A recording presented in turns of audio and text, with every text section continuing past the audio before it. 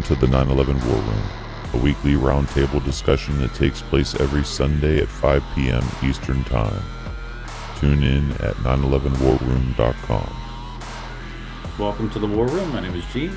My name is Sandra. This is episode 240, coming live from Austria, which explains for those who are just joining the untraditional background and the untraditional low quality.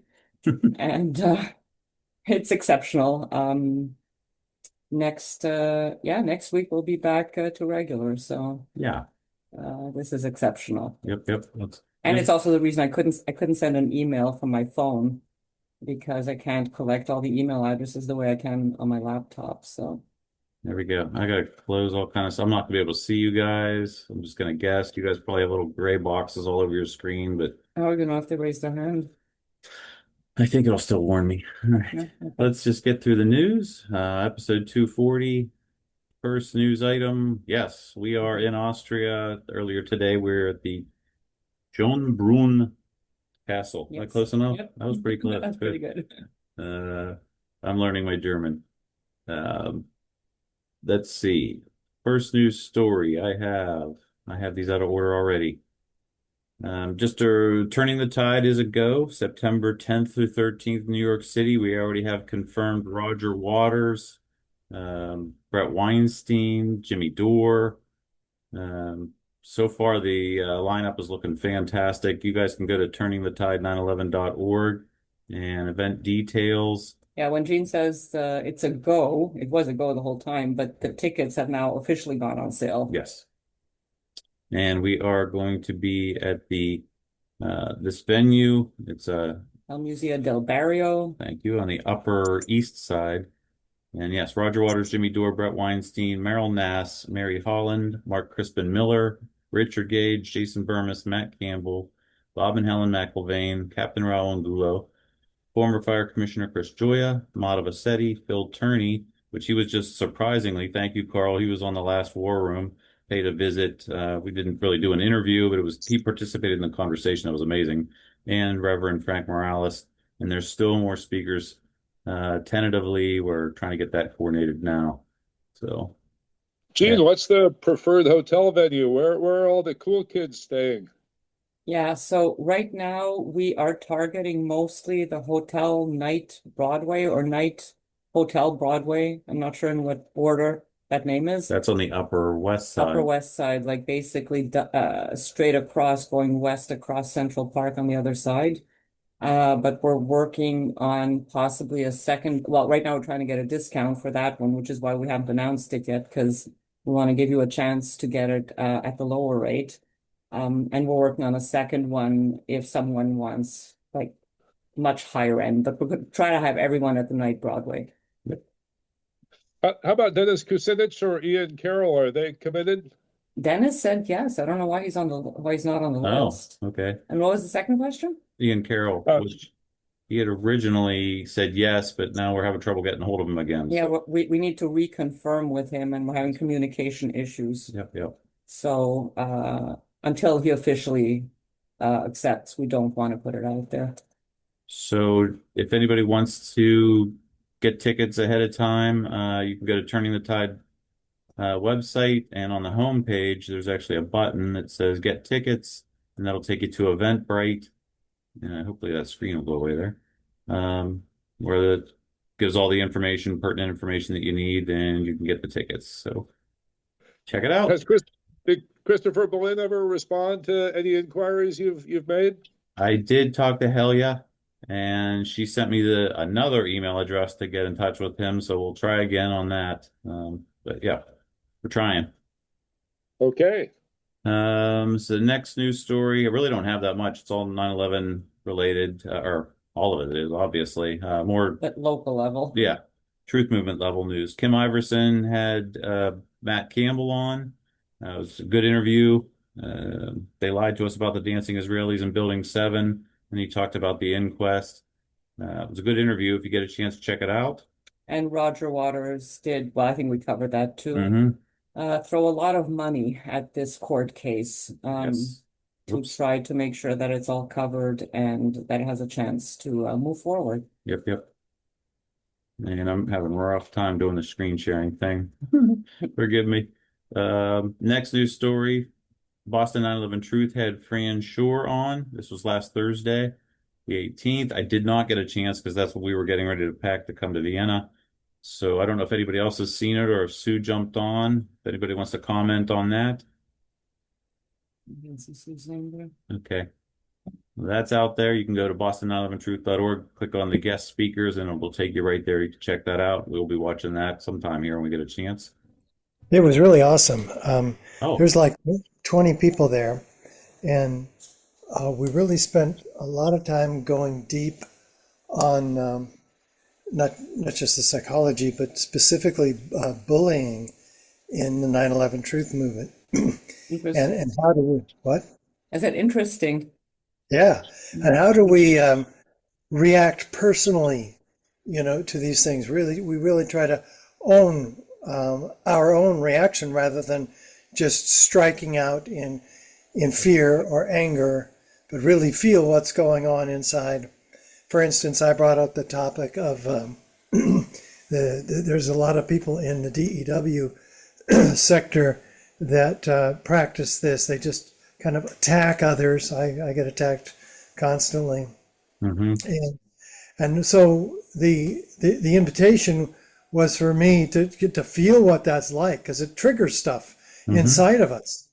And before just, especially publicly responding to an email that is sent to 30 people, none of which wanted the email in the first place, and in which one of us are being attacked. First of all, don't perpetuate such a thing by responding to 20 or 30 people. Yes. But more importantly, don't strike out until we really understand what's going on inside of us. Yeah, they could be wrong for doing that, but what can I learn from this deep inside myself? Yeah. I think Jerry had a comment a while back on, people are genuinely, maybe coming from a genuine position, and we're trying to get to understand them. But then again, not everybody's genuine. So that's difficult, and we can't jump to presuppositions. We just have to, like you said, take it in, try to digest it, and not knee-jerk reaction, and do the best we can. Thank you, I'd like Richard. to comment too, if I can, Gene. Sure. Um, I found it interesting. I mean, I think it's important to point out that there was a rule that was set for this, where nobody's name could be mentioned. So now you I think could probably make an argument that that made for a much more congenial discussion. But I think I would also suggest that it also makes for a um, less impactful discussion, because it ended up being just kind of a discussion of generalities, and a lot of it Fran seemed to want to, as Richard just explained, kind of uh, encourage us to deal with our own feelings in terms of when we feel bullied.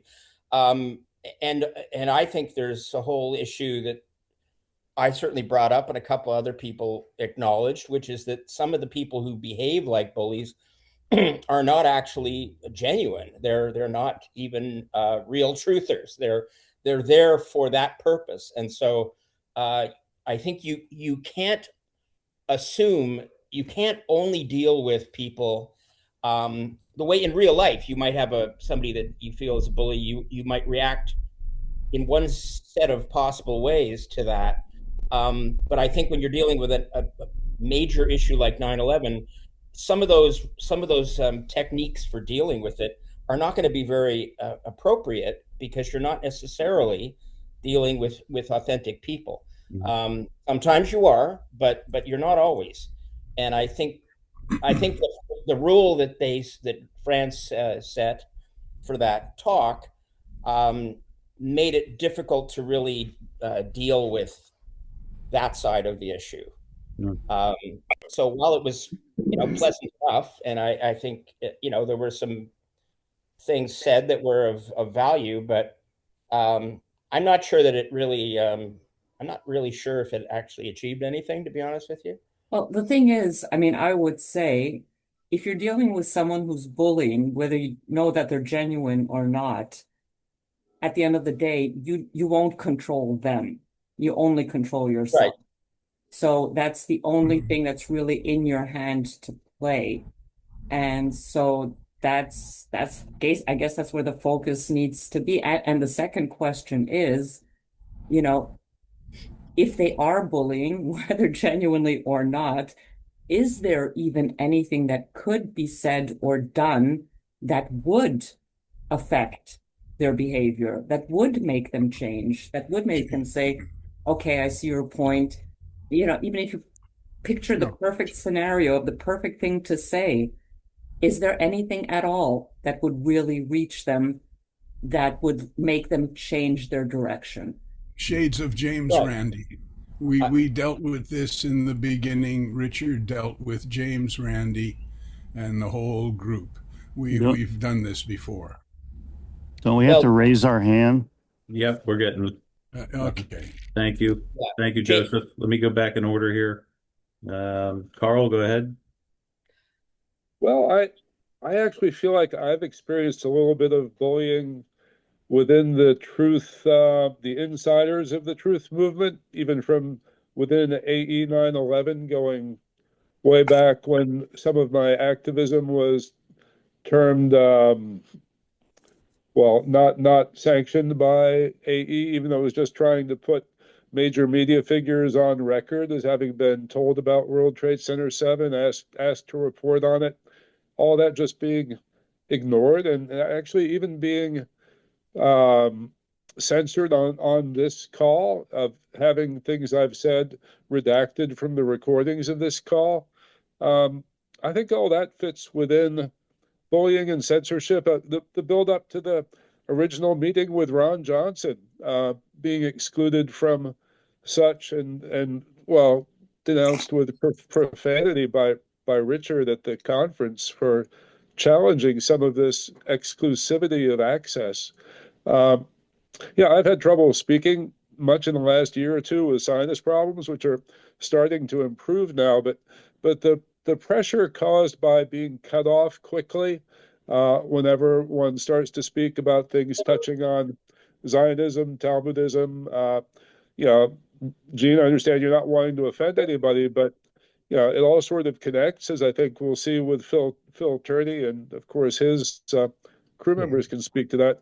But I tend to try to fit in too much as fast as I can when under pressure of about being cut off any moment. So bullying is pretty close to home here.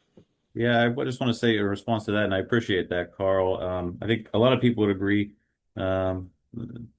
You're not afraid to shy away from getting in people's faces. You're not afraid of the confrontation, and that's difficult. This is a difficult topic because there's no fine line, I think, on where this bullying happens. And a lot of times, you've been at these meetings in DC, and you take it to the line, I think, many times, and some of it's commendable and some of it's a little cringy.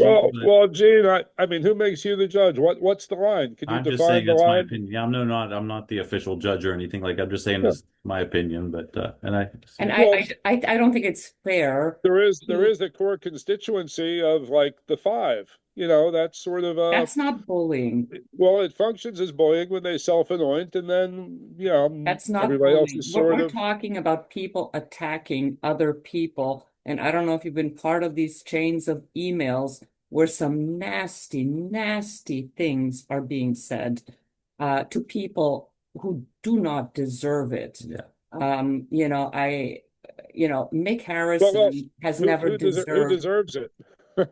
Well, Mick Harrison specifically has never been anything short of absolutely respectful to every single person he speaks to.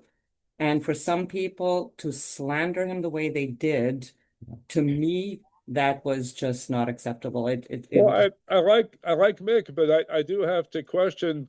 I mean, his approach has been he's wanted the Saturday calls. He's wanted to limit conversation to what he wants to be told about, which over a period of months now has had a tendency to limit the broader scope of things considered. And I've found that, We'll see. He was open to hearing everything.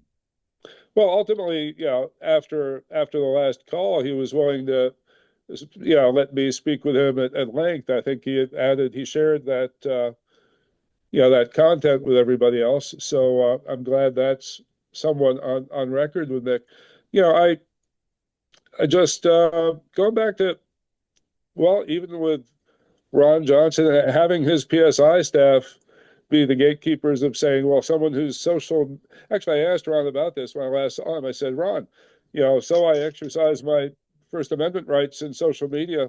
Does that mean I'm to be excluded from being of use to testify or provide information about my perspective on 9/11? What is your political correctness agenda a reason to exclude? It's a form of bullying when you exclude people who have relevant knowledge just because, they're afraid of being criticized if they're seen as talking with you. So censorship and bullying kind of go together. Well, and part of the reason you get cut short is because you talk a lot. So, I mean, just Well, I try to get as much in as possible because I'm used to getting cut off. That's where I say you'd love to take it right to the line, and in some instances, it would seem like you're bullying them into you must listen to me. But yeah. it's all good, and I appreciate you in so many ways. In other ways, I'm like, but thank you, Carl. I Well, gotta go. there's tacit bullying again. I mean, Yes. Thank you, sir. you're welcome. Let's go to Jerry. Yeah, I mean, share your opinion there, Kat. I don't think you're being bullied by being left out. There's a lot of the GLF forum was mentioned when back in 2011, 2012, if you go back onto their archives, myself and Thomas Boy went after them, and it's quite a rough and ready place. But I have to say that through that debate, you begin to refine your points. And it's all about whether somebody's going to stick on the point, like, yeah, you're stupid for believing that this beam could expand this much or not expand this much. At some point, it can become a positive thing. And the opinions you've got, the better. In other circumstances, like the group of five that are putting this information together, for example, if I was in there, I'd run amok. I would just be like, no, you're not putting that in, you're not putting that in, you've got to put this in. And it would be absolutely counterproductive. We would have to, I'm speaking to you, Carol, in a way, that we have to realise that some of us have got bits to do. Those are our bits to do. And you want to research something and you hand it over to somebody who's going to be able to put it over to a crowd of people in a way that, for example, I wouldn't, because I would just browbeat them into it every time. Like, this is what it is. It's either right or it's wrong, and that's it. And that approach is my approach, and I would hope that gives some evidence to people who are better placed and perhaps of the right kind of nature to be able to get that over to people. My problem with the direct energy weapon thing is, do these people not believe that if they came up with something that was absolutely believable and persuasive, do they not think that we would all be turning around and saying, brilliant, you've solved it? Because I would. Yeah. Thank you, Jetty. Mike? Yeah, I think censorship is the worst form of bullying. And I'm glad to see you're not doing it as much as you used to. I really applaud that. But it is happening in this movement on a large scale, has been for many years. And I think it's very sad. It's infuriating. And that Fran Sure episode, I could only tolerate about 5 minutes of it, and I turned it off. I felt like I was watching, grade school playground drama, and I just I just can't believe we're at this level in this movement. We need to really just be adults and understand that people disagree with us sometimes strongly, and we need to just grin and bear it and grow up and defend ourselves the best we can with the facts, not emotion. And I'd like to know from Sandra in that email chain, what is she referring to that was so terrible about Mick? Oh, wait, I just remembered. It was in part, the one thing that stands out is when Carl Schwartz addressed Mick and told him that opinions are like assholes and everyone has one. Well, some use belly buttons, but others, Carl's from Arkansas. He's a country boy. Yeah, So we're not we tolerating. gotta stop. We've got to Yeah, stop he's an using old country boy. You got to forgive him for that. No, we're not doing that. No, we're not doing that. Nobody gets a pass on you treating other mean people like that. because he used that word, that's what you're referring to as terrible? Oh, okay. The whole long email was just The whole tone of respect went completely out the window with that. And I'm saying it's the one thing that I'm retaining right now because the email, as you know, was a what's diatribe. the other guy, Keith? Is William Scott something? William Scott, maybe. Yeah. That was just nasty of an email. Yeah, I don't know who he is, some lawyer, I think. But I dismiss what you're saying, Sandra, completely. And I would like to see a quote in the email that you're referring to, other than the a-hole word. But if you're going to make a statement about Carl, please, refer to it exactly what it is you're complaining about. There's no shortage of history of Carl being completely nasty in emails. And it'd be nice if he would, I'd like to see some examples of what you mean by nasty. I will share them in the next episode then. Yeah. Okay, yeah, please do. Thank you, sir. Richard. The other thing that I was inspired by, it was the discussion about calling out behavior, not the person. I didn't think she meant don't name the person. I think she said name the behavior, not render accusations and innuendos and name calling. So, for instance, many of us have come across somebody in 9/11 Truth Movement that we feel is an infiltrator. Calling them an infiltrator is the ultimate slash and burn. It stops dialogue. It creates emotion, and there's been enough of that to make all of us sick in the 9/11 Truth Movement when we come across it. But calling out the behavior, what you did when here's what you said, here's the effect and the impact it had on me. You seem to be constantly stirring up trouble.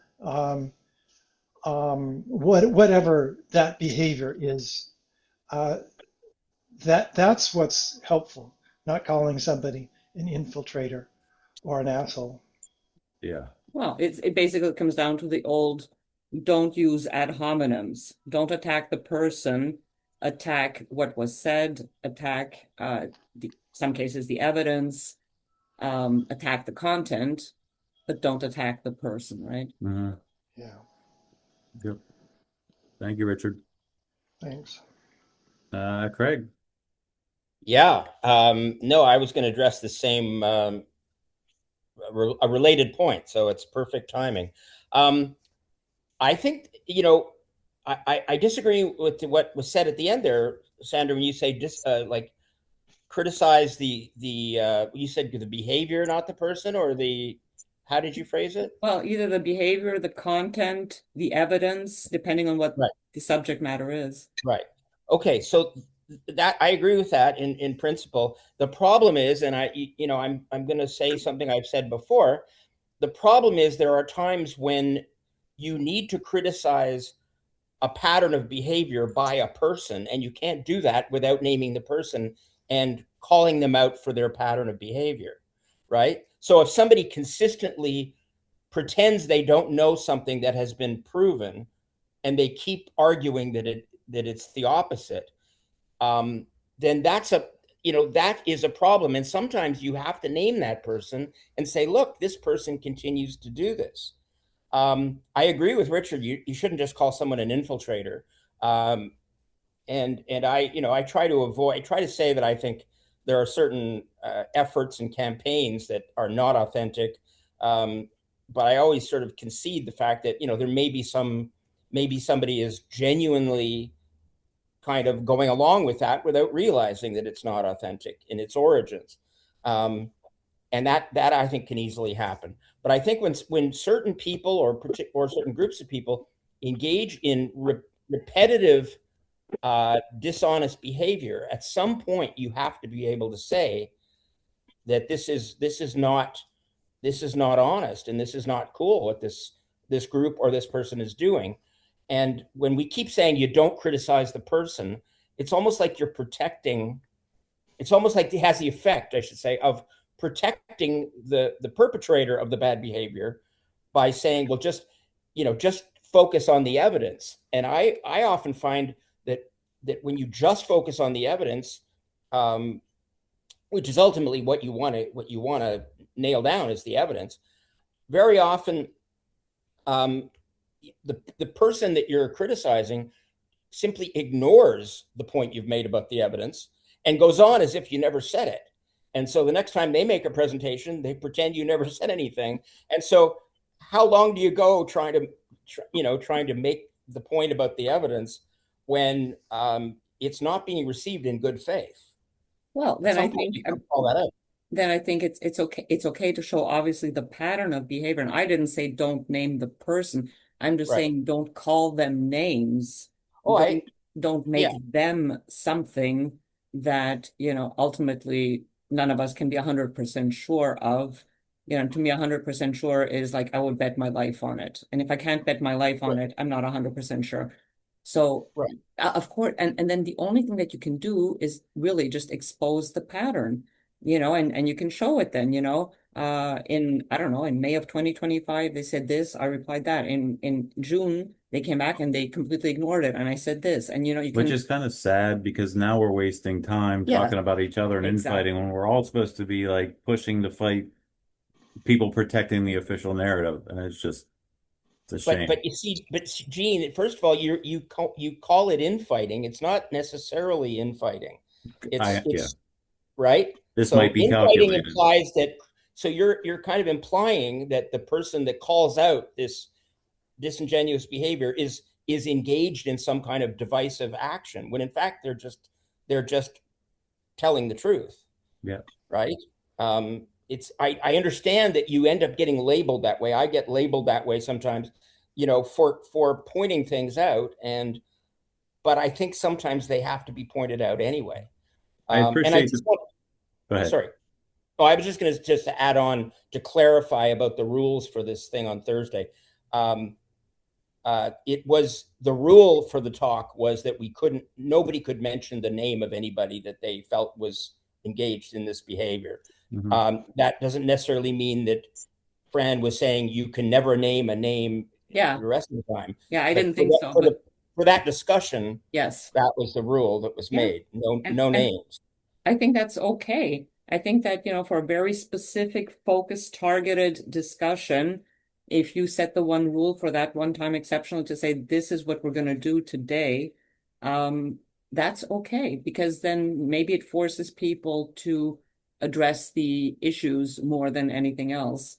But yeah, it shouldn't be a rule for always, and everybody's going to end up doing what they want to do anyway. Well, it's also interesting because, there are many examples of very nasty bullying behavior that have come from the group that Fran's a part of. And I could quote a bunch of them, which I was tempted to do on Thursday without naming the name, but I thought better of it. But it's not so clear as to who is engaging in this kind of behavior. See that, Mike, you're calm. Hang on 1 second. It's stuff like this that just becomes contentious. Mike Zarzano just made a comment. How convenient for you not able to identify the authors of false statements. That in itself is a jab. You didn't have to use how convenient. You could have just said, you could have said it a different way. That was said in a nasty way. Gene, I disagree. It was said in a very frank, poignant way. It pointed the offense. Would you say that to your mother? How convenient, Mom, that you burned the dinner. Like, you wouldn't say something like that to somebody you cared about. My mother and this conversation are apples and oranges. You can't compare the two. Anybody. You talk to your brother, your sister, your best friend. Oh, absolutely. Absolutely. My brother, you better believe it. Really? Okay. Yeah, see, we got thick skin, Gene. I grew up in the country on a farm, and we don't play around. We just say it like it is. Yeah, but so you're trying to make an excuse for it. I work in construction. No, there is no well. excuse needed, Gene. There is no excuse needed. It's frank, functional conversation that gets to the point. Expedited. I guess I would ask the Dr. Phil question and say, how's it working for you?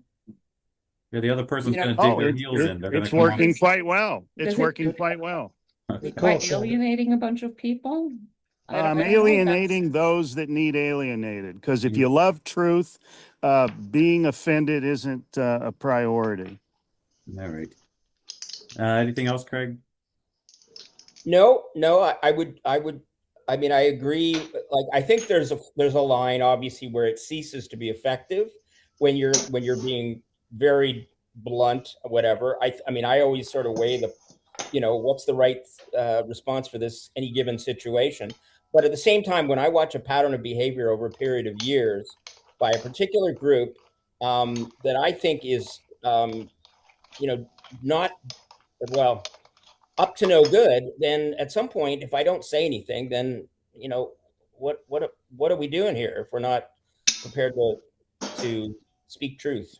Yeah. That's a fair point. I just wish more of our time was fighting against the people like NIST that are protecting fraudulent stories, and then instead of us fighting amongst each other. Right, but that's the thing, though, Gene. Like, the only reason I take such a strong stance on the Pentagon is because I'm trying to prevent some very important evidence from being disqualified, which has largely happened in this movement over the last 20 years, where a lot of people won't touch it because they think it's controversial. And I'm trying to make the case it's not controversial. We're being manipulated into thinking we should drop that and forget about it. And I'm not going to rest and allow that to happen if I can have anything to say about it. Fair point. That's Yep. okay. This is such a tough topic, but thank you for the comments. I appreciate that. Roy? Oh, where'd you go? Oh, you're muted, sir. Yep, excuse me. My hands are up here. Okay, I got the audio button pressed. You can hear me. Yes, sir. I was not going to say about anything about this, but only in the context of this discussion of bullying that I mentioned it. I was not going to say anything about it, but I'm going to say something about it now. A week ago, the 9/11 War Room posted a long video entitled "Mixed 9/11 Evidence Briefing, Richard Gage, the Explosive Evidence That Cannot Fully Explain." There were no comments on the video at the time, and I very briefly commented that nanothermite can't explain the explosive evidence either. That was all I said. A very innocuous comment that might have given rise to possible discussion. There was no discussion going on. Not many people had looked at it. And I don't know of how many of those went all the way through the 3.5 hours, however long it was. And this comment was deleted. I call that bullying. That's not only censorship. It's really silly censorship. Why would you censor something like that? Okay. Well, it wasn't like that. Let me hang on.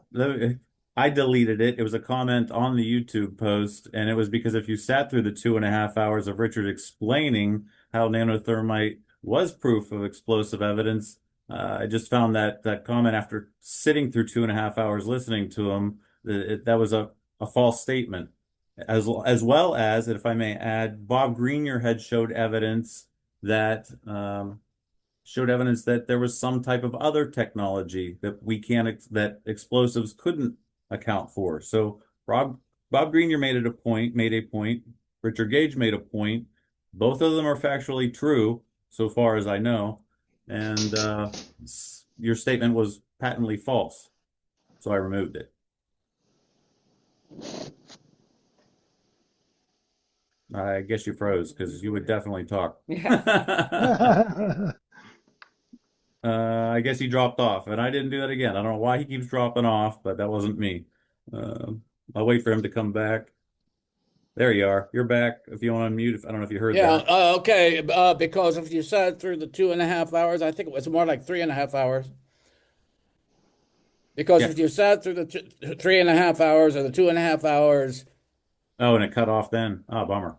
Very quickly, Richard explained how nanothermite could be explained by the explosive energy that we saw.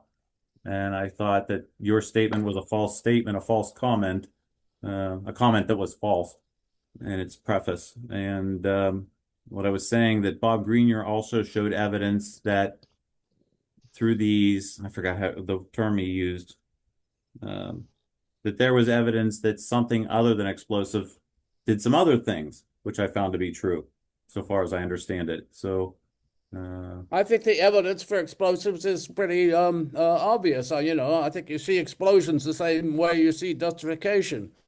They're both visible. yeah, so that's At any contrary. rate,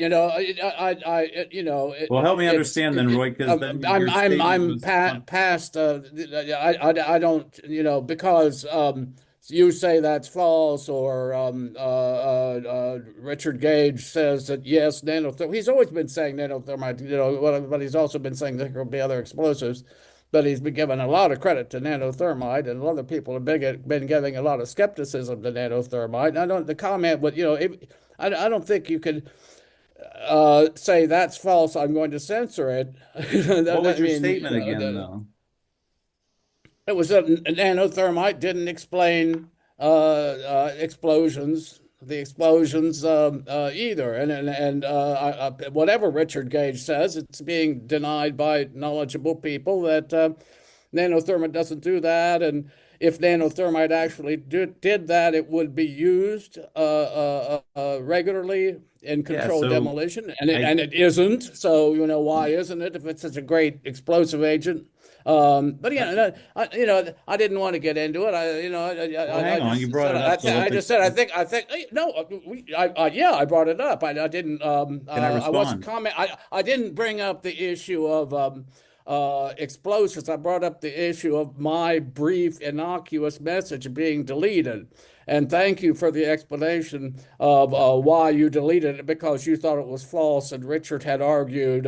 You were defending Richard's argument, essentially, and throwing me out of the picture again, as you've done before. And I unsubscribed the channel. I wasn't watching the videos if I would be anyway. allowed to talk and respond instead of running on. It wasn't you that I was attacking, it was the statement that I found false, because Richard also was not saying that explosives are the sole mechanism. He was saying that it was a mechanism. So your statement seemed to be leading to believe. Sorry, Richard, if you'd like to. Well, let's clarify, because you're misstating the point. Nobody is saying that nanothermite caused all the explosiveness. Right. And I clarified that 6 times in the presentation.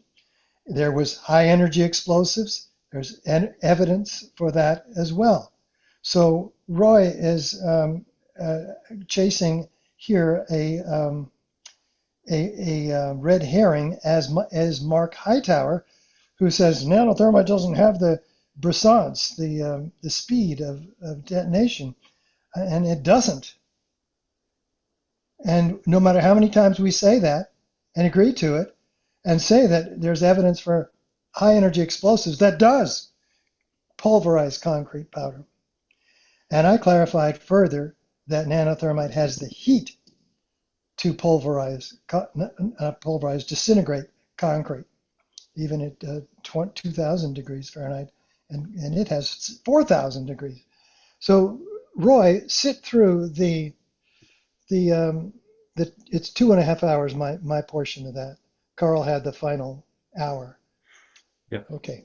Yeah, Thanks. thank you for that. Anybody could have clarified that in preference to just censoring the comment. It wasn't necessary to, exercise fairly brutal censorship. That's false. Richard didn't say that. I'm defending Richard, and You're drop right, it. Roy. That was. Yeah. You're right, and I apologize, and that's a better way I should have handled it. I apologize. Thank you. All right, let's roll Eric. No, that was beautiful, actually, the way you just stated that, Gene. It is y'all's responsibility to fight for people who you see are being bullied, and sometimes that can come off as bullying.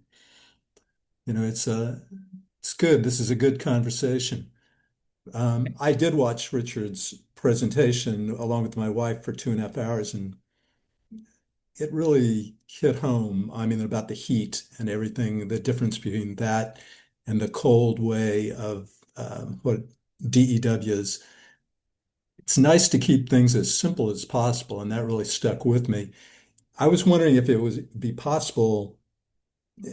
My wife and I, we talked about this. There's certain pieces of evidence that are so striking that if they were given, kind of like if you drew from 0 to 50 with the most potent evidence that nothing could replace it. Throwing a beam or I call them 600 feet horizontally is one of those.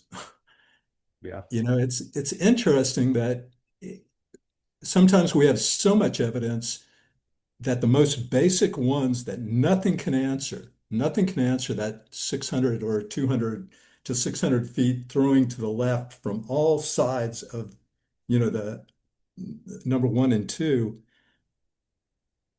I wish we could just emphasize those things that that nothing but explosives could do.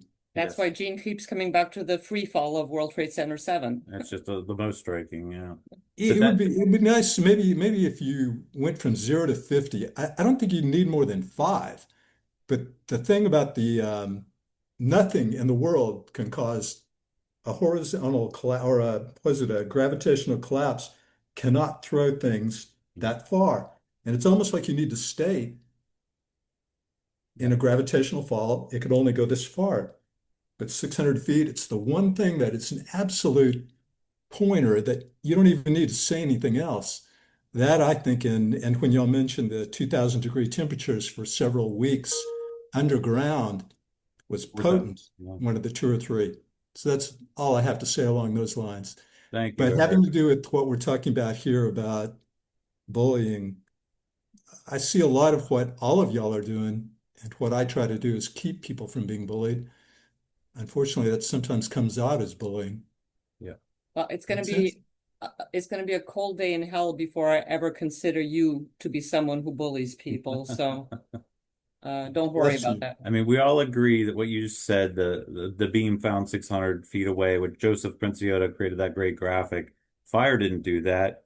Nanothermite can't do that. Directed energy weapons can't do that. Explosives can do that. It would be nice to have maybe the top 10 that nothing can answer, because sometimes I feel like we provide so much evidence that they can counter 1 or 2 of them.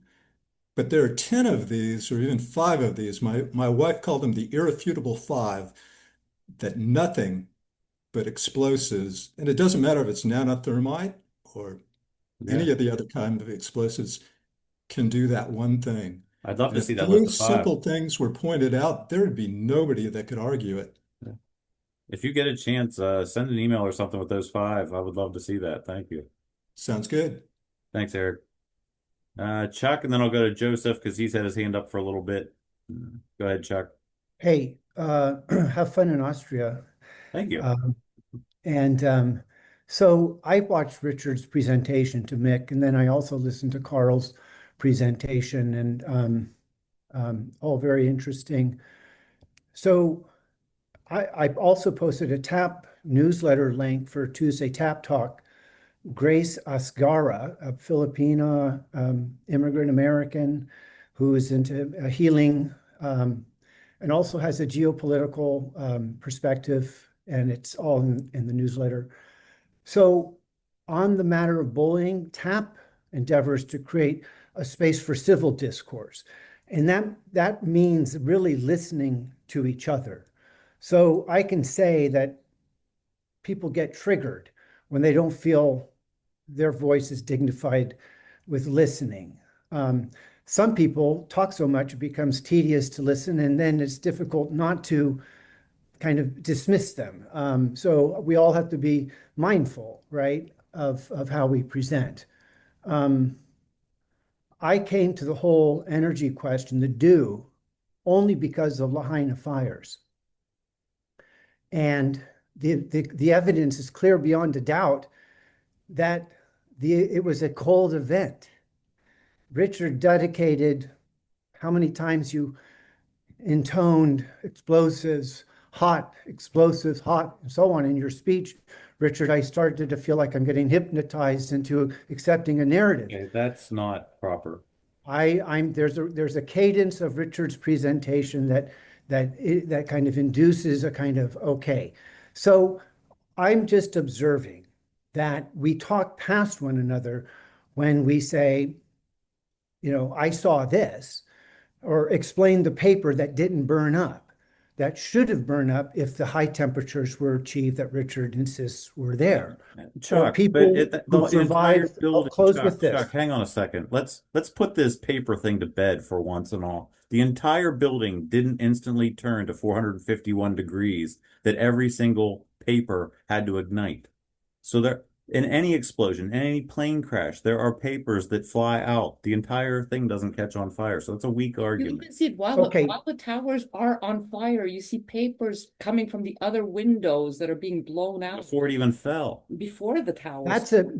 I'm describing an anomaly. So I think part of Richard has acknowledged that energy weapon may have been used. He just insists that the thermite business was deployed. Nobody knows how this was accomplished. Nobody fully knows what the explosion was. Okay, again, that's another statement we have to. We had I think five scientists, reputable scientists, say that they found red-gray chips that were active thermitic materials. You can't pin this on Richard to say, and you also cannot say that that's the only mechanism that was used. He acknowledged that DEWs might have been used, but we found evidence that, in fact, active thermitic materials were used. But more importantly, the whole DEW theory stands on that. Which is to say, we're saying DEWs were used. No, we can't explain how. We have no idea how because it's a secret technology, but we're sure that it was used. So don't say that it's not being explained how nanothermite was used. When there was an actual paper that shows that it was used. Well, okay, and I'll wrap up. If nanothermite was used, then there would have been some sparkling. The people who survived the tower, the North Tower stairwell B at second floor, would have been incinerated. They weren't. So these anomalies aren't explained by the insistence that it was a high heat event. I don't understand the heat signature of the grounds and so on. I'll close with this. I just watched, thank you, Norman, from 9/11 Revisionist. The guy stocks his presentations with amazing videos. Magnus, if you haven't visited his sites, you should. Okay, please don't plug Norman on this. Wait, let me just finish. He has a 60 minutes report. And the 60 minutes report, this is like 2 months in October 2001, they go into building 6. And you can see the signature of the melted aluminum car tire that shows up in Lahaina. It shows up on 9/11 out on the street. It shows up in the basement of building 6. Explain that, Richard. Okay, Peace out, everyone. I have to peel off. And, All right. The other statement about the brilliance of the building, nanothermite couldn't have been used because of the brilliance of the building. I sent Mike Zarzano this link. I will send the exact time frame when Bob Greenyer talks about how if this technology was used, that he claims that it will cause the elements to glow. So if this directed energy weapon was used, then the whole building should have glowed. So I will send you that exact clip where Bob Greenyer says this. So if you're going to use that argument that it couldn't have been nanothermite because things would have been seen, there would have been light everywhere. Would have been sparkled. It would have been sparkled. It should have. I mean, we see the backyard display of thermite going off. It sparkles greatly. People didn't see it. People didn't experience it. But hey, could you also a long time ago shared a cartoon book, a graphic novel, and it was a story told by a father-daughter that stepped out of building South Tower because there was a daycare in there, and they turned around and looked as the building came down and they saw the lights. This is what they reported, and this is what this graphic novel displays. If you could ever find that link, I would really appreciate it, Gene. It'll be coming out in the documentary called The Responders, and the lady actually gives a testimony. No, that's not what he's talking about. Well, that's not what you're talking about. That graphic novel. I don't remember a graphic novel. Yeah, I think you shared it. You shared it on your show. Found it. Well, there's another eyewitness that remembered seeing bands of red lights going off through the building, which that'll come out in the documentary that's being released here soon. It's a similar theme. That's what these people also describe. All right, well, take care. Good luck. Thank you, Chuck. Mike Figa. Oh, I'm sorry. Yeah. Oh, Joseph. Let me go, Mike. Before I go to you, let me go to Joseph. Go ahead, Joseph. Yep. I think he's saying go to Mike. No, I think he's me. He's saying. I said me or Mike. Where are you going? I'm going to you, Joseph. I'm going back to what people have said. A great man once said, "Keep your eyes on the prize." I don't think you guys are eyes on the prize at all. I think your eyes are on each other's belly buttons, and you're picking apart of the way people are dressed and what they say and who does this.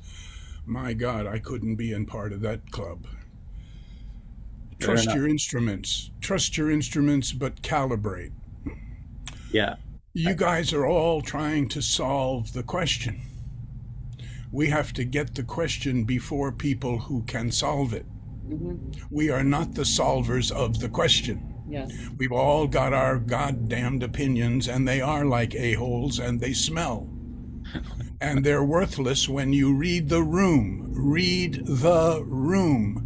It's a comedy, absolute. You must. And you people are not reading the room. You're putting your stuff, you're spraying it out to anybody who'll sit in a chair. If they sit in the chair, they're already there. You have to go out, pitch this stuff to other people who are in power at times when they have power to do something. This mixing the bowl of porridge may sound very good to each of us, and we get to talk about our solution to the question. For God's sakes, keep your eyes on the prize and do something. Not have a weekend session where believers come to check each other's fashion.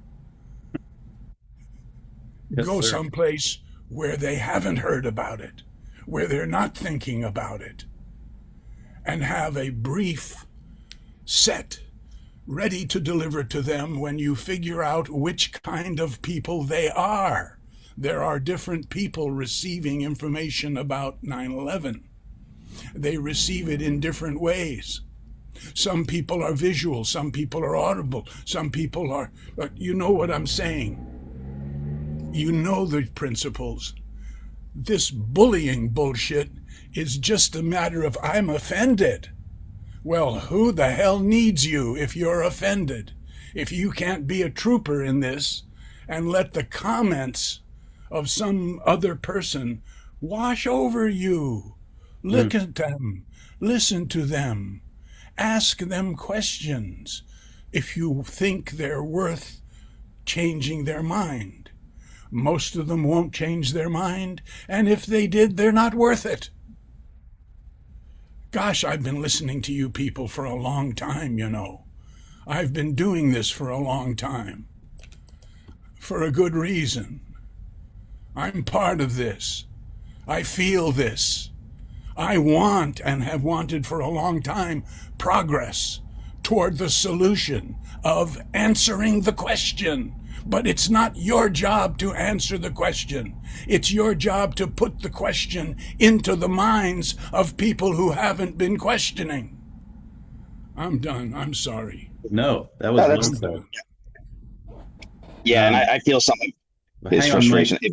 Real Okay. quick, I just want to, what Joseph said there, the only reason we're really getting into this, and I got to keep it low because my mother-in-law is in the other room trying to sleep and it's midnight. I'm sorry. Oh, good. Sorry. I wanted to say that what Joseph said was spot on. The only reason we're talking about this is because this was opened up from the Fran Shore discussion on the Boston call, which I had said before this, I would really wish we would just be able to be on this call right now focusing on activism and strategy, but we're discussing this call and we're going back into it. So insanity, yeah. definition. Thank you so much, Joseph, for that. I hear you.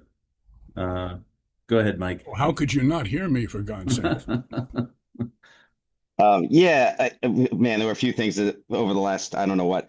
I think we all agree it was demolition. I think we have to table due discussion unless we have a, specifically on the agenda where we're discussing dues. It just wastes time. I apologize for anyone that may offend. We can't just bring it up and argue endlessly. You're just saying the same thing. I think we should be focusing more on the amazing event that Gene and Sandra and IC 911 are putting on. And by the way, is Roger Waters going to speak? Was that said earlier? Yep.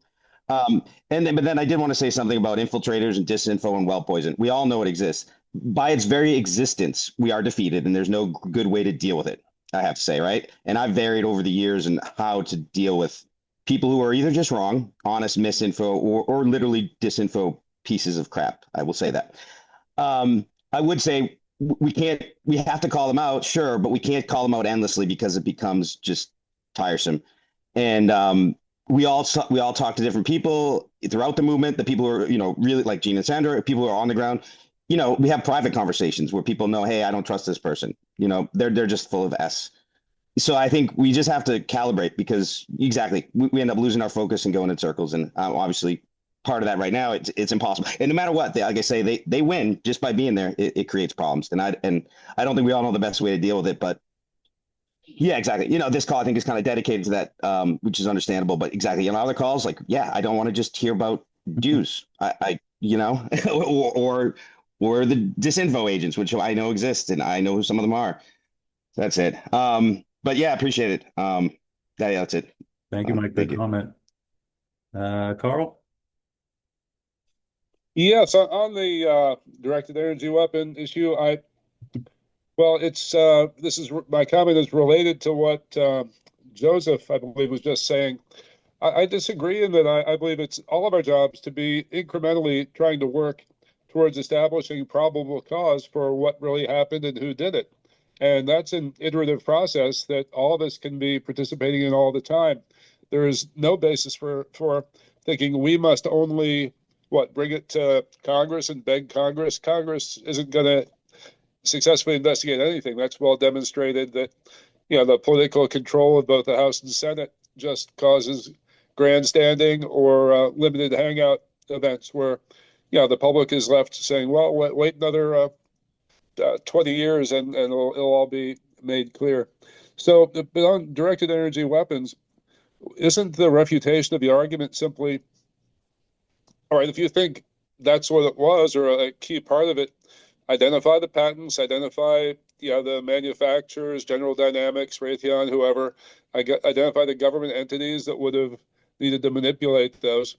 But fundamentally, we all should be working towards who did it, what their motivation was, why they benefited, and get past arguing the mechanics of the collapse after 24, 25 years. Let's get to the next step of who had access. And I think Berlin does an exemplary job of that. I raised a question a few weeks back.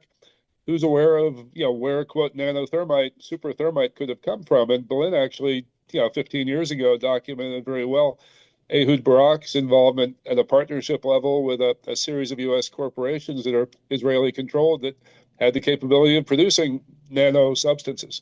So, and Ehud Barak, of course, is a major figure in the Epstein files. It's sort of interesting how that all, well, maybe it's unrelated, but maybe it's related. So, why don't we start working towards, if the DEW people want to talk, just ask them to identify, well, who did that? How did they do it? You know, who produced the technology they used? Where was it operated from? And if they can't answer any of that, it still goes towards, well, it wasn't 19 yahoos that hijacked planes that caused, thermite, explosives, incendiaries, DEW to be working in the 2 or the 3 towers. And I'm pleased. I've seen Pierce Robinson recently adopted verbatim what I was expressing to his colleague, who is the main Ted Walter, the thought process of going from there were prepositioned explosives or incendiaries or DEW, which means the entity is sophisticated enough to position those. They want, it is a false flag. They want the explosions, the collapses to be blamed on somebody else. I mean, they're not stepping forward to say, yeah, we planted the explosives and we hijacked the planes. No, they want planes to hit the building so it can be blamed on the supposed, so-called hijackers. But the key step, and I was glad to hear Pierce say this, well, the people sophisticated enough to choreograph this aren't going to rely upon 19, wannabes to pull that off. That it has to be, whether the actual commercial flights were remote piloted, hijacked remotely, or whether it was somewhat hardened aircraft were substituted into the flight paths. So let's work towards figuring out the motivation, who did it, who benefited, and let the DEW people explain along those lines, or else step aside. Thank you. Thank you, Carl. I think another part of that is we as activists, Sandra and I, our big strong point is just raising awareness still. There's still a large number of people that just don't know the basic evidence, and that's my love. And for me, that's just telling people about Building 7, saying, hey, look at this 6-second video and tell me what that looks like. And let them go from there, however they go. So thank you, Well, Carl. a lot of people won't that a Yep. lot of people have As heard about. Joseph said, everybody hears things or sees things differently, or you share what you love to share.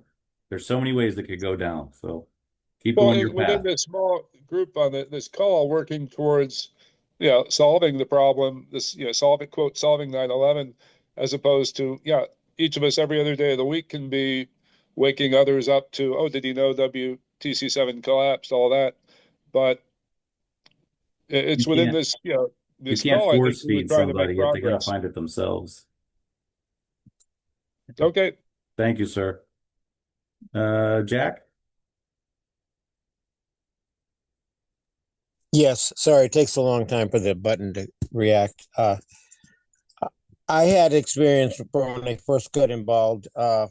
Was I got a leaflet on Boston Common, and I tried to get involved with Boston 9/11 Truth, and somebody started emailing me with insulting messages, and I couldn't go to those meetings. And if I did, he'd have the state police drag me out, and so I stayed away for 6 months or so until Barton Bruce talked me into it, saying, that person has no authority to say what he was saying. But I kind of learned from that to put my points out, not argue, just put out my little bit that I'm adding, and not argue with people. I don't see any need for us to argue. I disagree with Carl, and I totally agree with Joseph, the previous two. You don't want to get involved in saying Israel did it, because one friend of mine just asked me, he said, well, who do you think did it? And I said, well, it could have been Israel. And he said, I'm a Christian. I believe in God. Fuck you, Jack. He just went off and started sending me emails, and a lot of people do that, including my brother. So I don't think we should be I don't think blaming I've said Israel. Israel once in this call, Jack.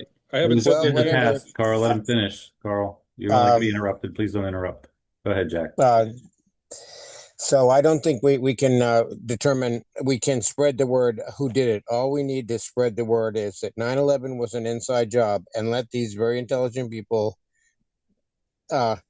figure it out for themselves. There's all kinds of videos they can go to. We can refer them to. And that's it. Yep. Sure, not everybody is intelligent. In fact, half the people out there are dumb and completely uninformed. But there's a lot of intelligent people that have not been contacted yet, and we need to just contact them. Yep. I think that the political figures, you can just not count on them doing anything. Jimmy Dore released a video, I think he released it today, of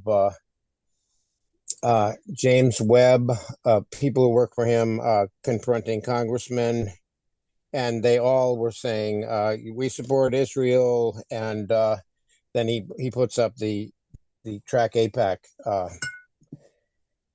badge, which says this guy got $698,000 from APAC. They're all kind of bought off except for a few, so I don't think we can count on them. Thanks. Thank you, Jack. Craig? Yeah, I just wanted to comment on a couple of things that have been said. I agree with going back to what Eric said. I just want to say I agree with his point. It's certainly the columns being flung 2 football fields away from the towers is extremely compelling, and I don't think most people, the average person, doesn't know that. So I totally agree with that. I also appreciated the fact that he said, that to not just necessarily only pick that one thing, but to pick a core group of things that will get people questioning. I don't know what he would put on his list, but I just always go back to what woke me up when I first woke up. It started with Building 7. That was the first friend of mine told me about it. That was the beginning for me. But immediately after Building 7, I wanted to know more. And I went to the towers. And then I went to YouTube and I found National Security Alert by CIT. And then Shanksville was a little more difficult, to get into because, although I regret, honestly, wasting a lot of time not getting into it. But so what I always come back to, what did it for me? It was like not just picking one thing, not just picking my favorite thing or the most compelling thing, but picking the things that at least would get people questioning. Because if you only hit one thing, then I think a lot of people will just say, but there might be an explanation for that one thing. But if you hit them with, the World Trade Center, Building 7, Pentagon, Shanksville, the military exercises, and other things like that, you hit them with 5 or 6 of the best things, people are not going to be able to say, well, maybe those 6 things are all a mistake, as easily as they will with one. Mm-hmm. So, and I always think that the craziest thing about the official story is Shanksville, the plane burying itself in the field. I told my sister, I've said this before, but I'll say it again. I told my sister about that like a year ago, and she was like blown away to the point where she said, well, that's ridiculous. Obviously that couldn't happen. So she's not a 9/11 truther. And that was the thing that immediately turned the light bulb on for her. So, that's just the point I want to make. And I agree with what Joseph said too. I think we can. I think the only reason I still get into the weeds is because as I said earlier, I don't want to see certain evidence disqualified, and the same people that are trying to disqualify the Pentagon evidence seem to be now turning their attention to Shanksville. So I'm not going to agree with that either. But when it comes right down to it, the thing for me is, let's expose the big lies of the official story. That's why I'm not interested in spending time on the directed energy weapons thing, because I don't see how it advances the case that we're making to the world. I think we've already pretty much been able to show that controlled demolition has happened. So I don't see the value in going down that road. That's my opinion. Mm-hmm. And so I guess I just think when we talk to people, we have to sort of think in a strategic way. And, I think Joseph even said this, I'm not sure, somebody said it, that, you don't always pick the same strategy with every person. You kind of use your head, and you see if maybe they're a little bit more open, you might sort of bring in something else and say, well, and frankly, there's a the whole at the Pentagon's only half the size it would need to be to actually accommodate an actual plane or something like that.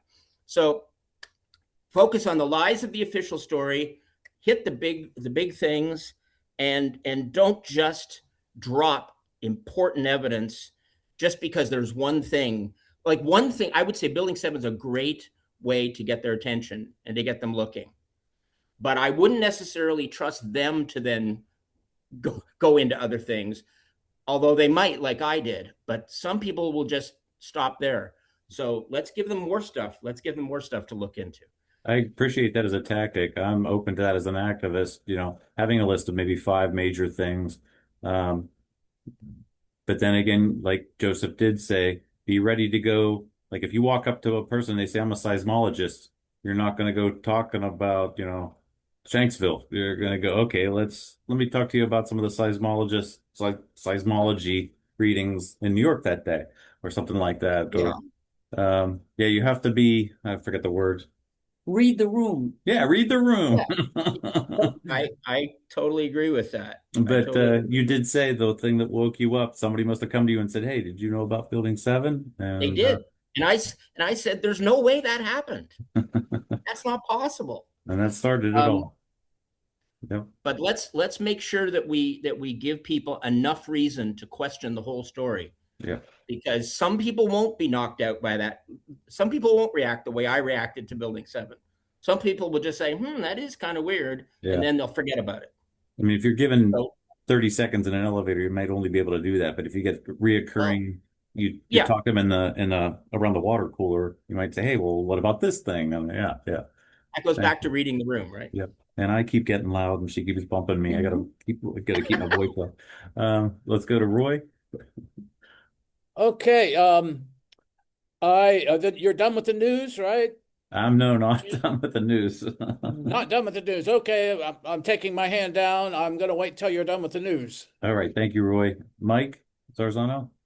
Yeah, I just wanted to comment, the early days, pre-2009, there was almost unanimous agreement that my screen that you're looking at with the explosion of the Pentagon, that no jetliner landed in the Pentagon. That was almost universal agreement, and also no jetliner was found at Shanksville.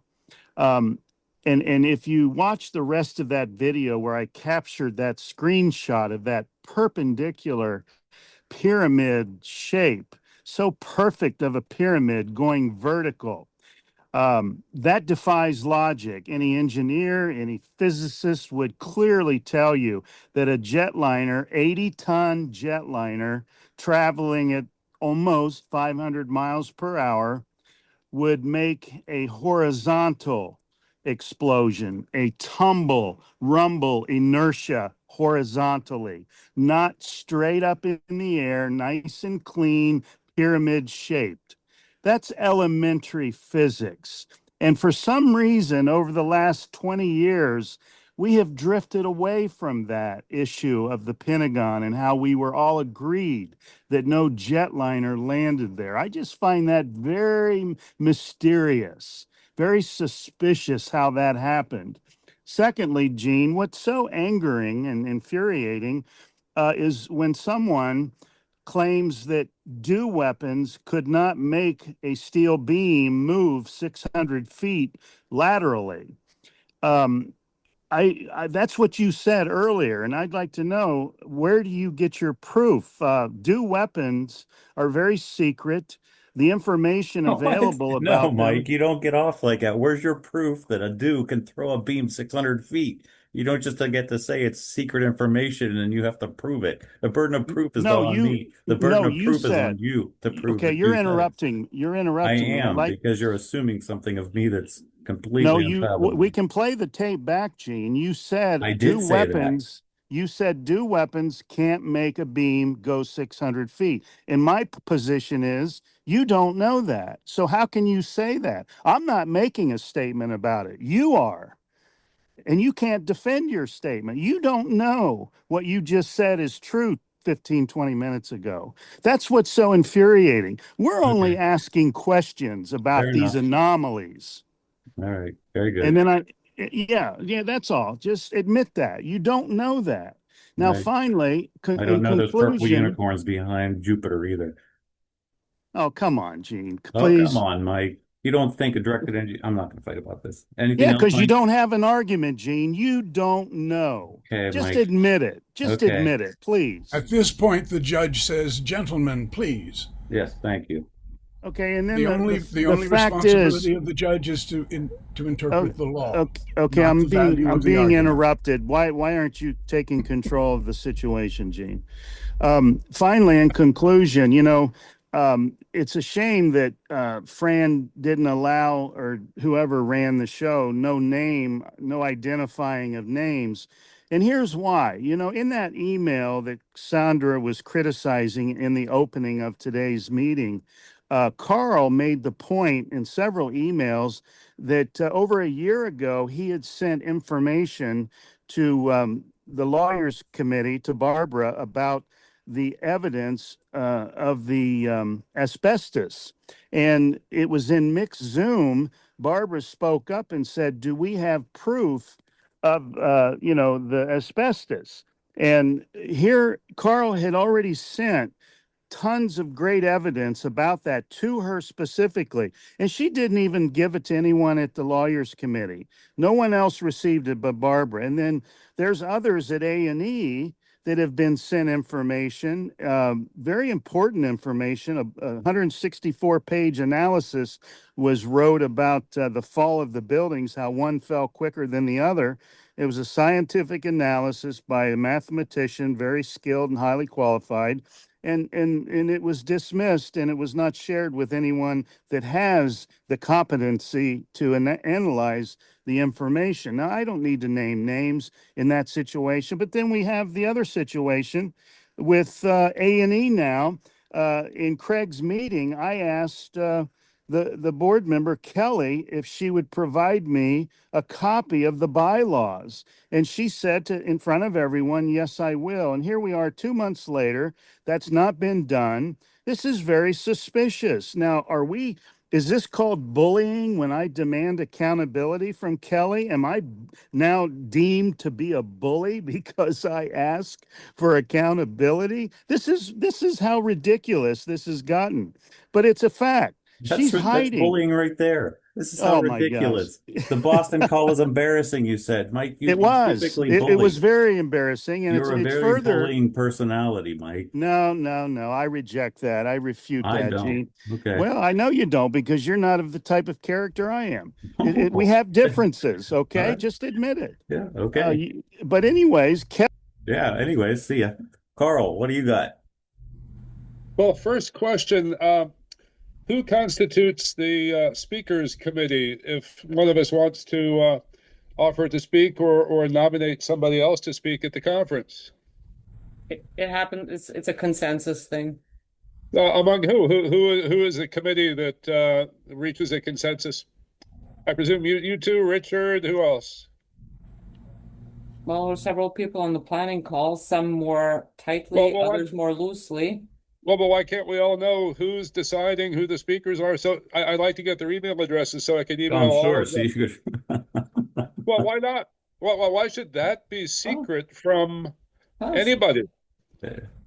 Gene, who is the group that selects the speakers? There's no group that selects the speakers.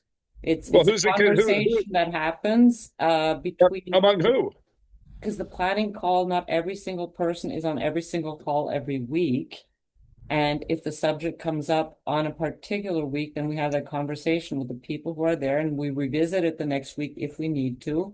If there's an objection to some decision made by someone who wasn't there, then we address it. And it's just organic. Who's the planning group? How many are on it? It's a continuation from the DC planning event. It's mostly the DC. Okay, so loose. Is there any reason not to name names? No, not at all. Ted, who are they? Ted, Richard, Gail are on the call. Barbara, Fran Shore, Diana Castillo, Candice Clough, and in a more John John O'Malley, Dana Castillo. and then more extended, not always part of the conversation, but looped in for certain things when necessary, are Carol Brouillet, Deb Lee. Chris Joya's joined. Chris Joya was there because of we needed him for a connection to something. Who else would be? Ellie was part of it for a short period, but he can't really join the call. Yeah, I was just saying one thing. Can anybody Sorry. join the call? Not the Can call. anybody join the call? Join the call? No, it's tough enough. It's tough enough, just the few that we are. Well, even in a non-speaking capacity, just to listen in as the conference is being planned and see who's participating. It'd be I'm interesting. going to say no on that. Yeah, and sorry to speak out of turn, but Carl, they reach out to good people. That's what they do, and they get responses, right? And that's what they're doing. If you have someone you want to propose, who is interrupting here? Oh, I'm Mike, sorry, shut the fuck up. You're interrupting. Oh. I mean, why are you doing I'll raise that? my hand. Why are I'll you raise my doing hand. that? Goodbye. Continue talking. I'll raise my hand. Yeah, what's Mike's last name anyway? Mike. No, no one to know. Don't even say my last name. Just continue, Carl. I'm done. Good. Mute yourself. So, someone, was it Jack, said we should all just tell people it was an inside job. Well, we've been around this track a few times. I've just walked through the proof earlier that it demonstrably was false flag terrorism. The people who planted the explosives wanted somebody else to be blamed. Whether it was more inside, more outsourced, maybe it was a joint operation. Inside job is very limiting, and given what's going on in the world right now in the Middle East, with us being drawn into war with Iran, et cetera, people are very tuned, and with Thomas Massey being forced out with AIPAC money, people are very attuned to the influence of Zionist money and politics, and it actually that will cause people to be very receptive when they just hear the concept that, oh wait, there's a reason to think 9/11 was in furtherance of the Greater Israel Project, just like the assassination of John. Carl.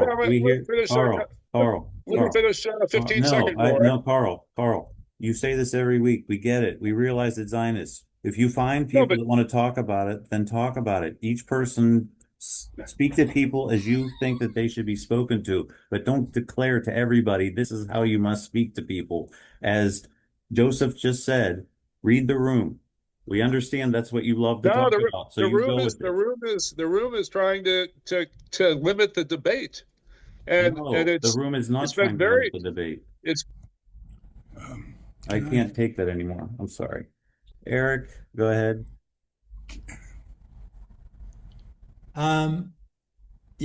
Somebody was talking about we don't know that DEWs can throw things 600 feet and all that.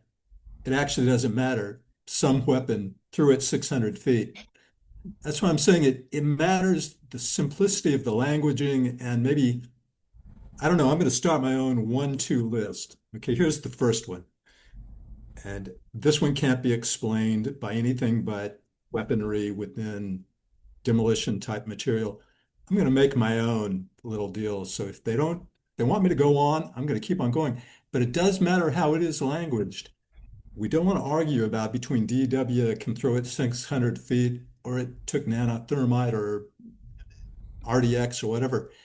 All that matters is it got thrown 600 feet and a gravitational fall. That can't happen. Yes. Flat out. Flat out. Fire cannot take down the buildings the way they came down. No, and I love the sentence, that would be the sentence about there are only 3 buildings in the world that have ever come down in the way that these have. I know you have your own special languaging, fire-proofed buildings, and can you say that sentence? I say fire cannot cause a fire-resistive steel-framed high-rise to collapse entirely, evenly, and through itself. It's beautiful languaging. From Richard. Thank you, sir. Mike. Carl's no longer here if you wanted to address him. Yeah. I just realized maybe we can mute people.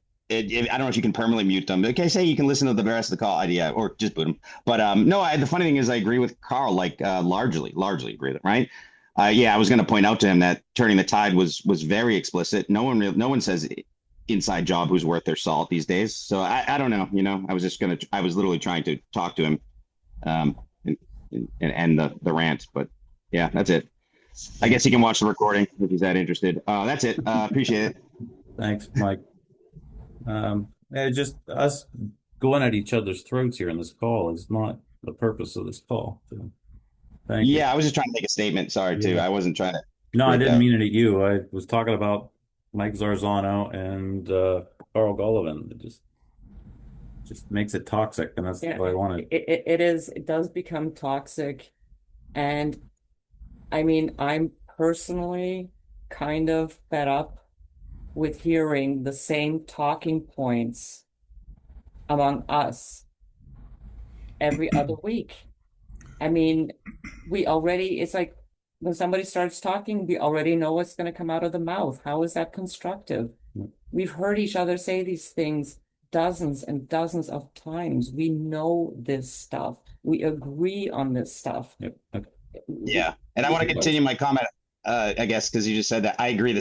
I agree. I want to get new information from this call, and we always do. But I don't know. Sorry, Chuck. I love you, Chuck. But I know you like dues, but we have to have due discussions when we want to discuss dues. Yeah. And we keep saying we don't want to talk about evidence, and we keep on doing New 9/11 news, strategy, and activism. We should be talking about, hey, in 3 months, 9/11's happening. What are you guys doing in your cities? Yep. What's going to happen in New York? Things I would have loved to talk about, but just running out of time here. And and I guess you can always ask the question: are these infiltrators that want to derail the conversation? And I still didn't get to, I have 2 more news items, but let's get to this last couple hands. Unless Joseph, you give your hand back up. Yeah, I've got an offering, sort of peace offering. When I host Zoom, I can mute any participant. If you had muted him and he was still connected to us, you would have done everybody a favor. One of the most difficult tasks to set a man to is the editing of himself. We just don't edit ourselves, and I apologize for my outburst, but you have to understand that I've been on 9/11 from the 12th, and I'm up in Alaska. I can't do much for the families and the meetings that I would be going to, pushing things in these early days. Let's not go back in history, but that's how long I have been at it. That's why I am at it the way I am. So I apologize. But I did mean sincerely what I said, and apparently I hit a few of you in concordance, and I appreciate that. I'll keep coming. But I offer you the chat addresses for my Zooms 7 days a week, twice every day. I'm so lonely. Thank you. Thank you, Joseph. And I do appreciate your comments. And I cannot, unfortunately, with Zoom, you can mute somebody, but they can unmute themselves. Oh yeah. Oh yeah. You have to keep after him. Oh yeah. No, you're just slapping your hand across his mouth, and he'll pull it right away. Oh, that man who was speaking has a mental disorder. Whoa. And it's a burden that he's put up with all of his life. It's terribly burdensome to him, and he doesn't even realize it. Dunning-Kruger, the Dunning-Kruger effect. He's not smart enough to know he's dumb. Okay, and in that particular area, he's not sensitive enough to anybody else's speech but his own. And every insult, every word that's spoken insulted him. And he can't help himself. Yeah. Like you would see a man who doesn't have a leg to stand on. Yeah, and you'd say, how do you get around? This man has great difficulty communicating, but he should have been kept, I would say, kept online. Well, he's still on the call. Is he here? Yes. Yeah. Wonderful, I wonderful, had wonderful, to dial back in. wonderful. No, I say to you, the burden Joseph, of the speech that you're capable of is something that has been with you all your life, and I hear you. I hear you. who are you to psychoanalyze somebody? I'm an internationally accepted expert in jury selection in Japan, in Canada, here in Alaska, in Nevada, in Arizona, in Philadelphia. I have since 1966 been involved in criminal defense, product liability, personal injury, wrongful death. I can, oh boy, if you want to go at it, I'll go at it with you because you're a wonderful Right. subject. Let's You're a not, wonderful person. okay, let's not do this. But Carl, you have anything you would like to say other than attack everybody? Well, Joseph, do you know what my responsibilities No. Do were? you have anything to say Get about? me on Zoom. You have the link in chat. Yeah, you can talk to Carl. Just Joseph had shared his Zoom chat that happens 7 days a week. Feel free to contact him on that and talk through that. Did you have something else that you would like to discuss? I'm shocked that you were allowing him to say those things about me. And I stopped him for that, and I would like to move on now. And All do right, you have well, anything else you would like to talk about? So there was discussion of, quote, reading the room. So that implies that we're supposed to consider who's listening and if they have certain sensitivities that we shouldn't speak to things that might offend their sensitivities, as opposed to if I were to speak at the conference, I'd be glad to address how I've learned to not fear the bogus term anti-Semite and actually discuss facts about history for the last 150 years. So it's taken a long time to get to that point and to not be shut down by people like Joseph acting as if they're God. So thank you. Yeah, can I give a short comment to Carl? Carl, by the way, I actually agree with you largely. So I just want to say that's what I was trying to do. I guess that's about it. There we go. We could discuss things another time. The other thing I wanted to say, if you don't watch the recording, is that no one worth their salt says inside job, and turning the tide was extremely harsh and very explicitly focusing on Israel and Zionism as a key component. So you know, and I think that will. I was there. Dennis Kucinich was, but otherwise, it's taken a long time to be able to reference Christopher Bolin's work at any length during these calls. It used to be shut down very quickly by Gene. But just because we hear it every week. I agree. Right. I would say with advance. I didn't say Israel. I know Israel intimately, and I tag them as a main player. So I just want to say that notice that it has shifted in the last few years, and it's actually quite explicit on everyone's mind and everyone on X and all the youth who are getting it. They do not think it was, you know what I mean? They don't keep it abstract. They know. Right, and also the broader public has woken up to the nuclear issue going back to JFK, and that also makes them receptive. Yeah. Right. Aaron, good talk. I'm going to shut up now with the news, I guess, and we can finish the call. Sorry. We're going to get these last two news items. Richard shared an article called Can Directed Energy Weapons Account for the World Trade Center Destruction on 9/11? And this is in response to Bob Greenyer's presentation. You can see it at Richard Gage 9/11 and disagree with it or write them or comment on the article, however you want. But that's out there, just reporting the news. And lastly, Richard is still working on Crime Scene to Courtroom Episode 6. It should be wrapping up here, I would say, in the next week or two. So keep your eye on 911c2c.org for that. And that is all the news. And I'm exhausted because it's after midnight now, actually 12:30 here in Austria. So let's just go around the room. And I thank you guys. This was a rather tricky conversation, or not tricky, but Roy wanted to come back to that for the news. Oh yeah, okay. Maybe we'll get out of Okay. here. This last item of news is not the least. I don't think. I'm going to put this on the chat right now. It's tuckercarlson.com, a show he did 3 or 4 days ago. I've just got 10 seconds of it there from 39:32 to 39:42. If you put that up, I think you'll be pleased. I would love to, but I am on my computer without a cooling fan in Austria, and that will not go well. Um, Can I share my screen? let's try that. Hang on. You have to remind me how to do it. Share. Okay, share. I got the Hang on share one. With button. sound, with sound. Yeah, make sure you share sound and hang on. I gotta find that setting to allow that to happen. Give me 1 second. Uh, there you go. You should be able to now. Okay, I'm sharing. Let's see. Here he is. And we got to set it to Yep, you're there. 39, 32. Okay, I think we're already there. Okay, we're Yep, pretty yep, close. Okay. And do I have sound turned on? I don't know if I have sound turned on or not. That would have been the checkbox on the right when you click share screen. So you might I have didn't to, get a check. I didn't get a checkbox, so I've got it set to take my screen. Let's see yeah, if we hear him. no, you don't. So you're gonna have to stop your share. Oh boy. You can't hear that? No, you have to stop your Oh, share. okay. Stop the share. Let's see. I got to get back to. I'm in Zoom. Stop the share.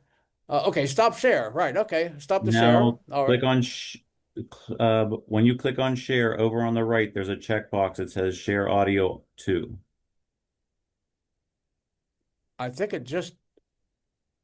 So before you select the screen over on the right, you should see some Oh checkboxes. yeah. Okay. I don't select the screen. I just get my automatically get my um wait a minute. Let's see.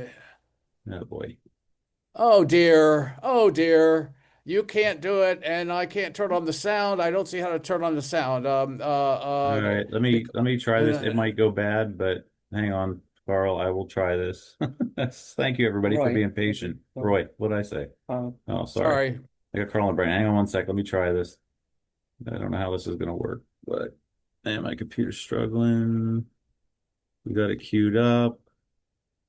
Let me go to share.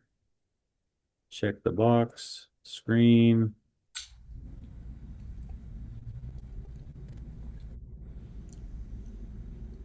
Oh boy. 39, what? 39? 32, or a little bit before. He's talking about Syria and Lebanon. He's just too radical, meaning too anti-Israel. So we have to have the former Al-Qaeda leader, Al-Qaeda, which they told us did 9/11. I don't know if you remember that. Remember those 19 Arabs with box cutters who killed 3,000 Americans? That was the story anyway. One of those guys is now our ally in Syria. And by the way, that guy, the former Al-Qaeda leader. Okay, that's it. That's it. No, it didn't skip. It actually, I'm amazed. Thanks. Well, I mean, that was my criticism of his series. He was always talking about the hijackers. Yep. As if there really were hijackers who hijacked planes, and he's not doing that there. Good point. Thank you. And Jack, and then we're going to go around the room. He's getting to the mute button slowly but surely. Oh, it takes a long time. Oh, good. Yeah, I'm, as I've said many times, I believe that all the different techniques were used, nanothermite, high explosives, many nukes, and directed energy. But I do know a little bit about directed energy, and I know that it can soften steel or melt steel. And Well, it can also make people bleed from their noses and get very sick. So I just thought of something. Not a due discussion. I'm sorry. Yeah, right. The entrance area to the World Trade Center, I think it was 4 stories high, and there are big beams, made to look artistic that hold up the building. And they would not have been able to get workmen in there and put nanothermite and or high explosives on those beams. So that's where directed energy comes in, because they could have had a setup they could aim at that specific area and cause those beams to soften. Can we cut this off, because we're not discussing dues? Like, we're not going to get through the call. Yeah, I just want to go around the room. That was the last comment. But thank you. That's speculation, and that's what you think, and I can't deny that. And so, thank you, Jack. Actually, since I got you, any final words for the call? No, that's it. Let's not fight. Let's just get the word out that Aye, aye.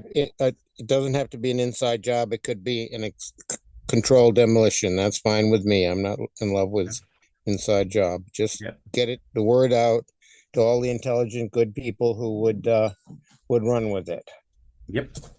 And if forgetting the stupid bought off people, that we'll never get them around. But there's enough intelligent people that we can really make a difference. Thanks. Aye, aye. Thank you, Jack. Craig? Yeah, I'll just quickly mention that next Wednesday we have our monthly meeting of the 9/11 and other deep state crimes teleconference.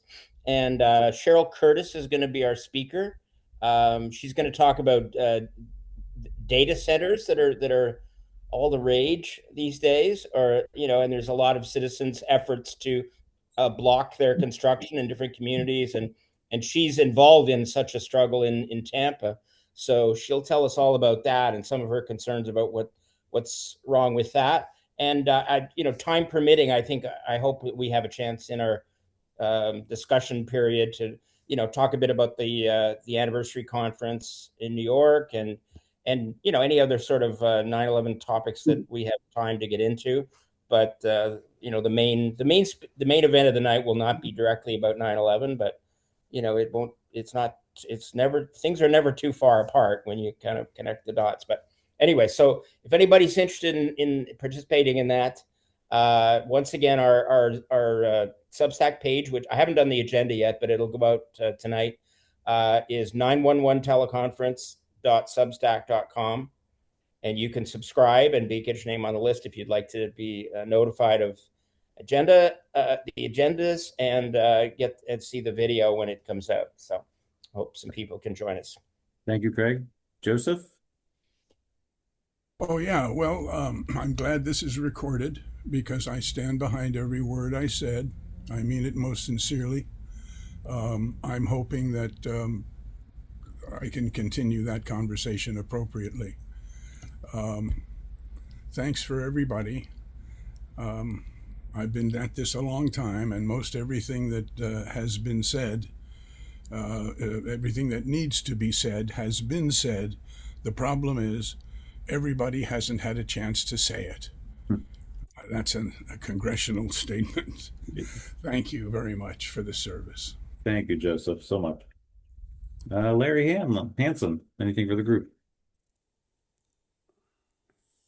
I continue to be informed about 9/11, and it informs me for the greater politics. Thank you. Yep, thank you. Simple and good. Mike Cook, anything for the group? Hey. Hey. I have nothing to report, but I would like to go on about it for about 10, 12 hours. No, funny. Dun, dun, dun. Thanks, Mike. Lou, well, gee, anything for the group? Thanks for providing this forum week after week. We're trying. It almost didn't happen in Austria, but we made it happen. Oh, yeah. Good job. Magnus, Norway. Well, I think we're up later than you. What time were you there, Magnus? Same time as us. Oh, it's fun. It's almost one. Oh, we're in the same time zone. Yeah, great. And have a great summer, Jean and Sandra, and great to see you over there. And I hope I didn't see the whole email. Are you too busy tomorrow for the international call? We can't do that. No? All right. Okay. Thank you so much, and please to everybody on this call, find firefighters for turning the tide and try to get this year very awesome. And have a great week. You too, Magnus. Thank you. Thank you. I'm coming up with more videos for you next time. It's a few Dan Rather videos I haven't seen before where he says that it was implosion and demolition. Oh, interesting. All right. We'll look forward to that. Thank you. Thank you. Next, Roy, anything for the group? No, that was it. Thanks. Thank you, sir. Susie? Hi, guys. Hey. You're back. Happy Father's Day to everyone in here. That's a dad. Thank you. I wanted to ask Richard really quickly if the 50 questions that are on the richardgage911.org. I'm sorry. Susie, Richard got off the call at the end of the first hour because he had to jump on an LC 911 board meeting call. And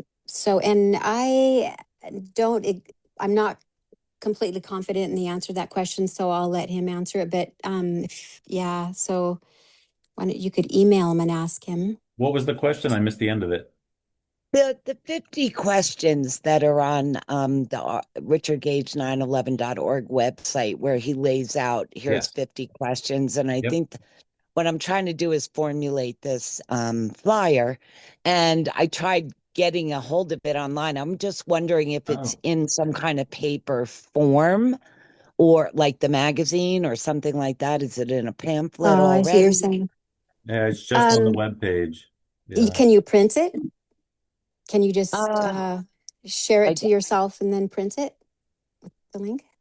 I don't know. You could try that. I could help you, Susie. I could copy those off and put them in a PDF or something, and I'll get them to you. Perfect. Thank you, Jean. Yep. That would be awesome. And I was just wondering if there's a senior discount for the VIP pass. There's just an early bird discount. No. No, I meant the big one. The big one. Oh, the VIP one. I think it's 911. Well, we haven't discussed that. We can address it. Well, I'm just a senior now, so I figured I'd ask. Yeah, but I think 80% of the truth movement is seniors now, so. Wait, how old do you have to be a senior? 65. Oh, okay. Not quite there yet then. Nope. Couple years. We'll bring that up on the next call. On the next might be the oldest. I might be the oldest one here at 86. I think so. Probably. Wow. Wow. And also, I haven't seen an email about the hotel yet, Sandra. Have you buckled down on any of that yet, or? We're still trying to nail down the group discount rate. Okay. All right. Thank you. I hope you guys have a wonderful time out there. Thank you. Thank you. I'm 39, so I'm not eligible for that discount. Yeah, you're 39, my butt. Well, I reached 39 and I said, I kind of like it here. I'm going to stay here. All right, David, anything for the group? Just briefly, that was a dynamic call. So thanks to all for hanging in there. Thanks especially to you, Jean and Sandra, for your patience of Job and his wife. The one thing I might add is just as an aside to what we all heard today. On PBS's Memorial Day program, there was a gal who spoke, and it was regarding, she was an eyewitness at the Pentagon. And it was interesting what she said. She said something like she remembered very well the stench of burning jet fuel in her nostrils. And maybe that's what she smelled or thought she smelled. But I also thought it was just as likely that they're still trying to sell the plane and no additional attack on the Pentagon. So just that mention. Thank you both, and thank you all. Thank you. I think that's what we call a nose witness in court. Right. Interesting. Really? No. Oh, okay. I'm so tired I can't get the joke. Oh, that's all right. All right, thank you. Jetty, anything for the group? To commend your patience and thank you for your call. Enjoy the rest of your holiday. Thank you. I could have done a little better, but yeah, thank you. Mike Figa? Or Mike? Sorry. Yeah. Sorry, I wasted a lot of time. Are you in Vienna, by the way? I was there a lot for work back in the day. Yeah, Vienna or no? Yeah, we're in Vienna right now. Yeah. Okay, I'll email you some tips. You can even have horse bread. That part gross people out, but there's other tips I can give you. I used to live. This is my home. So I know the Oh, city pretty well. Yeah. oh, never mind. Thank No, you. no tips. Thank You you. could give me tips. And then the other thing I wanted to say is I really respect Carl. He's banging on an issue, and I largely agree with him. And let's not psychoanalyze people because we're all a little crazy. I guess that's it. So I appreciate Joseph, but yeah, let's not do that. That's it. I commend Carl too. There's nobody that's gone to DC and been in their faces as much as he has. He's done a lot of good work Well, there. I apologize, but you have to understand for 60 years, that's been my career. That is what I do. And as I'm getting older now. Joseph, don't defend it. We got to get off the call. I'm just saying, don't, even if you're right, don't even do it. Thank you. You're right. Gail, anything for the call? Someone with a 907 area code sent a Well, I just want to say it's great to be here, you guys. I know some of you know, but not everybody. We have another 911 RG 911 Zoom call that one of us has to be on, and Richard obviously is a very obvious person that needs to be on this call. So that's why I miss it's at the exact same time, and it usually goes for a couple hours. But they canceled today because of Father's Day, so it's a real treat for me to be able to join, and it was a very energetic call. A lot of passionate people. And I want to say thank you so much, Dean and Sandra, for all you do and for hosting this call. And I hope you have a wonderful rest of your vacation. Thank you, Gail. Are you feeling better, Gail? Yeah. I am. Yeah, I've had a horrible stomach flu since Wednesday, and just today I'm starting to consume a little something other than just electrolytes. But yeah, thank you. It was a bad one. That you sounded bad. Yeah. Yeah, Sound better and now. I fell asleep at the end of that call too. I didn't even make it through the call on Thursday. But I'm thank glad you you're for feeling asking. better. Yeah. Thank you, Sandra and Jean. Thank you. Thank you. Thank you for your kind words. Mm-hmm. JB, anything for the group? I'm good. Thank you. Thank you. And Carl. Yes, I did just follow Joseph on LinkedIn. I mean, not on LinkedIn, on X. I don't think he is on LinkedIn. So you'll have to message me back, or my email is just my name at gmail.com. Now, I'm going to cut you some slack because you said you're 86. I'm only 69. But thank you for agreeing to have all of your comments left on the recording, because I was cut out for several minutes. I had to try to join back in the call. And it's always interesting to hear what people say when you're not there. I don't know what else was said, but Gene, can I count on you to not edit out any of what was said during my absence from the call? No editing will happen. Thank you. And see y'all next time. Right on. Sandra? I'm good. We're going to see everything back to normal next Sunday. Yep. Guten Nachten. For those that understand that. From Austria, have a good evening and a good week, and we'll talk next time. Gentlemen, you can't fight in here. This is the war room.